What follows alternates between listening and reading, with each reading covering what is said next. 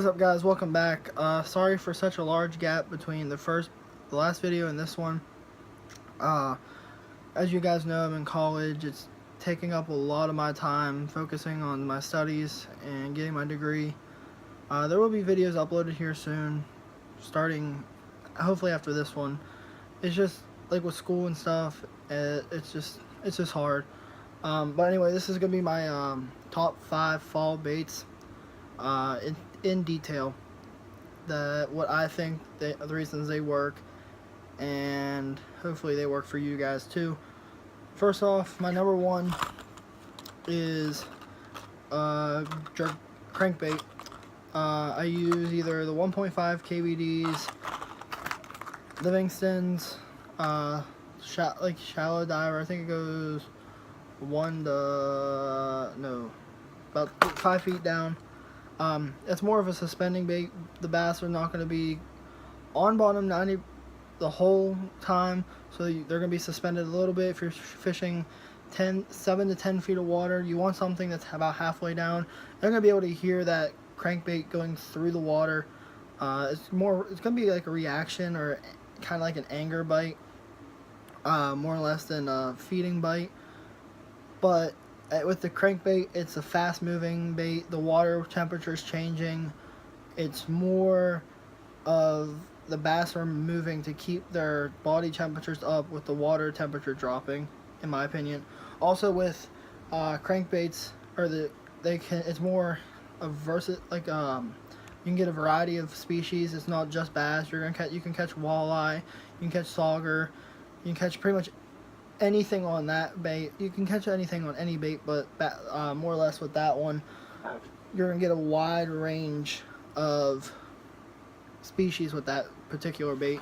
So that's pretty much why it's my number 1. My number 2 is a jerkbait.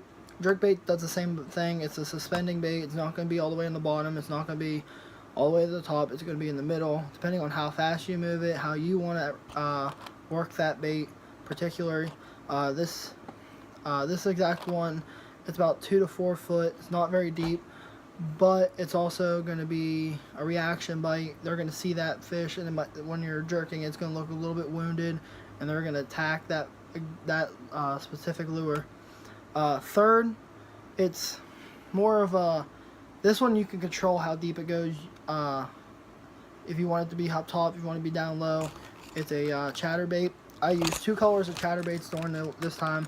I either use black and blue or white and silver. This has a little bit of silver in it, but either the regular white one or the black and blue. Black and blue is more for when the water's a little bit more murky. When the water's clear, I use the white. It's more of a bait fish type of color. Along with when it's murky, I use I've heard black and blue does best because it produces a shadow, let alone that's what I've been told, and so I keep with that. Fourth bait is a spinner. Now some people say spinners and chatterbaits are about the same. I don't think so. The chatterbait's going to produce a little bit more vibration, in my opinion, than the spinner. So if the water's a little bit more murky, I would go towards the chatterbait. The black and blue chatterbait is going to produce a little bit more vibration. The spinner, it produces vibration, but not as much as the chatterbait. So in my opinion, the chatterbait's better for darker water, but when the water is a little bit lighter and clearer, I would go with a spinner. Now lastly, say you can't get a bass to bite in the fall on any of those 4, I would go back to the original summertime bait and finesse fish.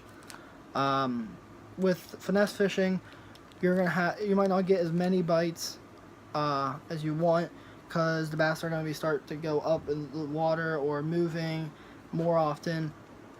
So there's that.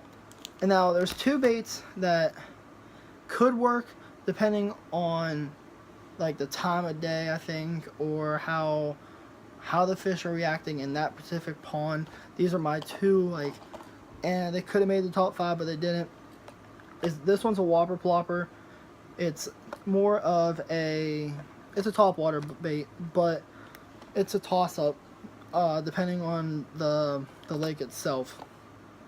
Now you can go, say you go to Lake Erie, you're not going to catch anything really on whopper plopper, but if you're on a lake that the average depth is 3 to 5 feet, you're probably gonna catch a fish on topwater here and there.